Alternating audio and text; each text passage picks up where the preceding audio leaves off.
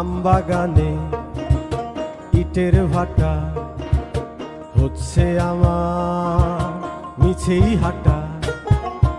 আমবাগানে ইটের ভাটা হচ্ছে আমার মিছেই হাঁটা। বন্ধু তুমি ঝড়ের দিনের আমের মতো না,